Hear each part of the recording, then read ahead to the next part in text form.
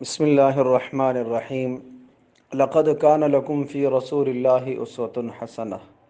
یقیناً تمہارے لیے رسول اکرم صلی اللہ تعالیٰ علیہ وسلم کی زندگی میں بہترین نمونہ ہے۔ حضرت صلی اللہ تعالیٰ علیہ وسلم کا زبان کو قابو میں رکھنے کا حکم۔ حضرت صلی اللہ تعالیٰ علیہ وسلم اپنے صحابہ کرام رضی اللہ تعالیٰ عنہم اجمعین سے یہ ارشاد فرمایا کرتے تھے، امسک علیک لسانک۔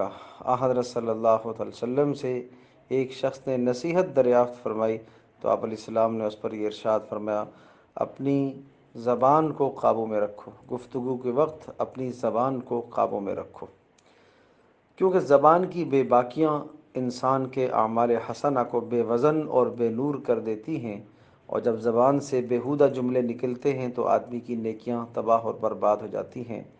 اسی طرح سے زبان سے غیبت، چغل خوری، جھوٹ، یہ گناہ جب زبان سے نکلتے ہیں تو انسان کے اعمال صالحہ ضائع ہو جاتے ہیں۔ شرک سے انسان کا عمل تباہ اور برباد ہو جاتا ہے۔ اسی طرح سے غیبت سے، جھوٹ سے، چغل خوری سے انسان کی نیکیاں ضائع ہو جاتی ہیں، اور خاص طور پر انسان جس کی تحقیر کرے یا جس کی چغل خوری کرے، جس کی غیبت کرے تو آدمی کی نیکیاں اس کی طرف منتقل ہو جاتی ہیں۔ اس لیے بہت زیادہ زبان پر قابو کا حکم دیا۔ ایک حدیث میں یوں ارشاد فرمایا کہ پورے دین کا خلاصہ، ملاک الامر کلہ، سارے اسلام اور دین کا خلاصہ کیا بتایا؟ زبان کو قابو میں رکھنا۔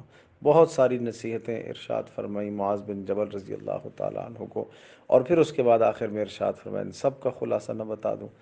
اور وہ ایسی چوٹی کی اور اہم نصیحتیں تھیں، اور ان نصیحتوں کے بعد پھر فرمایا کہ سب کا خلاصہ بتاؤں؟ زبان کو قابو میں رکھنا۔ اور ایک حدیث میں یوں ارشاد فرمایا کہ اکثر و بیشتر طبقہ جو جہنم میں آئے گا وہ زبان کے جرم کی وجہ سے جہنم میں ڈالا جائے گا۔ اس لیے زبان کو قابو رکھنا بہرحال ضروری ہے۔ اللہ تبارک و تعالی ہم سب کے لیے عمل کرنا آسان فرمائے۔